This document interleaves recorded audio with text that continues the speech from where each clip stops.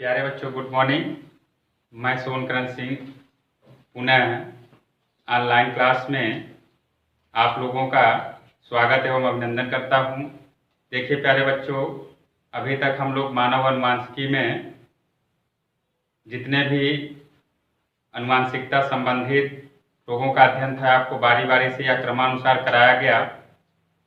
जैसे आपको बताया गया कि कलर ब्लाइंडनेस, वर्णांता, हीमोफीलिया, रंजकहीनता, सिकल सेल एनीमिया, तो आप कह सकते हैं कि ऐसे रोग जो अनुवांशिकी होते हैं, जो एक पीढ़ी से दूसरी पीढ़ी में पहुंचते हैं, उन्हें जेनेटिक्स डिजीज या अनुवांशिकी रोग कहते हैं। तब हम लोग अध्ययन करेंगे ब्लड या रुधिर। अगर देखा जाए तो रुधिर आप सभी लोग जानते हैं, रुधिर को खून भी, रक्त भी, ब्लड भी कहा जाता है। तो रुधिर अगर देखा जाए तो रुधिर शरीर की कोशिकाओं में निरंतर संवहित व प्रवाहित होता रहता है। ज़्यादातर कशेरुकी प्राणियों में रुधिर का रंग ही लाल ही होता है, बल्कि आप कह सकते हैं कुछ ही प्राणी ऐसे होते हैं जिसमें रुधिर का रंग लाल नहीं होता। आप लोग जानते भी होंगे, जैसे स्कॉर्पियन, बिच्छू। अगर देखा जाए काकरोच, इसमें रुधिर लाल नहीं होता। सभी लोग जानते भी हैं, बताने की आवश्यकता भी नहीं है। तो देखें प्यारे बच्चों, रुधिर क्या है। तो यहाँ पे लिखा गया कि रुधिर एक तरल संवहनी संयोजी ऊतक है जिसमें ऑक्सीजन व अन्य पोषक तत्व निहित होते हैं। रुधिर शरीर के निरंतर कोशिकाओं में संवहित व प्रवाहित होता रहता है या बहता रहता है, जिन्हें रुधिर सर्कुलेशन या ब्लड सर्कुलेशन भी कह सकते हैं। रुधिर लाल, गाढ़े, चटकीले व क्षारीय रंग का तरल होता है जिसमें कार्बनिक और अकार्बनिक पदार्थ तथा ब्लड कॉर्पेक्सल्स, रुधिर कणिकाएं भी विद्यमान होती हैं या उपस्थित होती हैं। तो देख लें एक बार सब पहले कि रुधिर है क्या।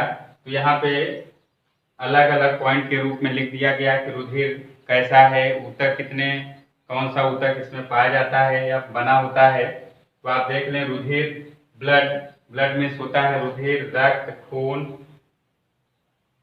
तो रुधिर एक तरल संवहनी संयोजी ऊतक है। रुधिर कैसा ऊतक है आपको क्लियर हो गया। रुधिर एक तरल संवहनी संयोजी ऊतक है। रुधिर में ऑक्सीजन व अन्य पोषक तत्व पाए जाते हैं या विद्यमान होते हैं या उपस्थित होते हैं।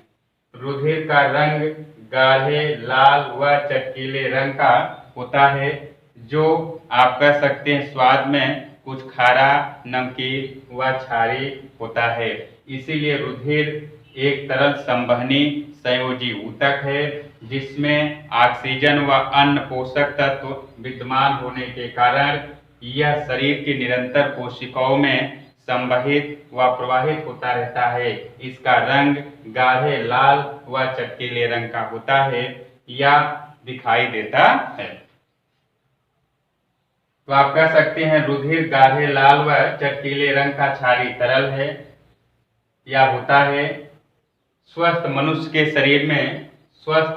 शरीर में रुधिर की औसतन मात्रा लगभग 5 लीटर तक होती है या लगभग 5 लीटर रुधिर की मात्रा एक स्वस्थ व्यक्ति के शरीर में उपस्थित या पाई जाती है। रुधिर में दो प्रकार के रुधिर प्रोटीन्स पाई जाती हैं, आपको पता है। एंटीजन, जिसे हम लोग प्रतिजन, तथा एंटीबॉडी, जिसे हम लोग प्रतिरक्षी कहते हैं या कहा जाता है। तो आप कहेंगे कि रुधिर में दो प्रकार की ब्लड प्रोटीन्स उपस्थित होती है जिसे हम लोग एंटीजन तथा एंटीबॉडी कहते हैं। एंटीजन प्यारे बच्चों दो प्रकार की होती है, एंटीजन ए और एंटीजन बी। ये आरबीसी की कोशिका कलाओं पर विद्यमान होते हैं या आरबीसी की सेल मेम्ब्रेन्स पर पाई जाती हैं या उपस्थित होती हैं। जबकि एंटीबॉडीज अगर देखा जाए तो यह भी दो प्रकार की ब्लड कॉर्पेक्सल्स होती हैं जो प्लाज्मा में पाई जाती हैं या प्लाज्मा के अंश होती हैं, जिसे हम लोग प्रतिरक्षी कहते हैं। तो आप कह सकते हैं रुधिर में दो प्रकार की ब्लड प्रोटीन्स उपस्थित होती है जिसे हम लोग रक्त प्रोटीन्स कहते हैं, अर्थात एंटीजन और एंटीबॉडी। रुधिर का पीएच मान अगर देखा जाए तो 7.3 से 7.4 तक होता है। इसीलिए रुधिर एक तरल क्षारीय पदार्थ होता है। 7.3 अगर पीएच मान होगा तो सदैव आप कह सकते हैं क्षारीय होना चाहिए या क्षारीय होता है। तो रुधिर का पीएच मान 7.3 से 7.4 तक होता है, इसीलिए रुधिर क्षारीय तरल होता है। रुधिर के मुख्य दो घटक होते हैं या रुधिर में मुख्य दो घटक पाए जाते हैं। पहला है प्लाज्मा तथा दूसरा है ब्लड कॉर्पेक्सल्स, जिसे हम लोग रुधिर कणिकाएं कहते हैं या ब्लड कॉर्पेक्सल्स कहलाती हैं। रुधिर परिसंचरण की खोज सर्वप्रथम विलियम हार्वे नामक वैज्ञानिक ने किया। रुधिर में रुधिर कणिकाएं जो होती हैं, जिसे आपको बताया गया रुधिर कणिकाएं यानी ब्लड कॉर्पेक्सल्स, यह मुख्य 3 प्रकार की होती है। यहाँ पे लिखा गया है रुधिर में रुधिर कणिकाएं मुख्य प्रकार की होती हैं। आरबीसी, आरबीसी का मतलब होता है रेड ब्लड कॉर्पेक्सल्स, रेड ब्लड कॉर्पेक्सल्स होती हैं, तथा डब्ल्यूबीसी और रुधिर प्लेटलेट्स के रूप में पाई जाती हैं। तो आप कह सकते हैं रुधिर में रुधिर कणिकाएं तथा डब्ल्यूबीसी और रुधिर प्लेटलेट्स के रूप में उपस्थित या पाई जाती हैं। तो आरबीसी का मतलब होता है रेड ब्लड कॉर्पेक्सल, डब्ल्यूबीसी का मतलब होता है व्हाइट ब्लड कॉर्पेक्सल और रुधिर प्लेट्स का मतलब होता है ये रक्त के सबसे ज्यादा मात्रा में पाए जाने वाले पदार्थ होती हैं, जिन्हें रुधिर प्लेटलेट्स कहते हैं। तो देखिए प्यारे बच्चों, अब प्लाज्मा क्या है? तो प्लाज्मा सभी लोग जानते हैं, यह हल्के पीले रंग का हल्का क्षारीय एवं निर्जीव तरल होता है। कैसा है? प्लाज्मा हल्के पीले रंग का क्षारीय एवं निर्जीव तरल होता है। यह रुधिर का लगभग 55% भाग बनाता है।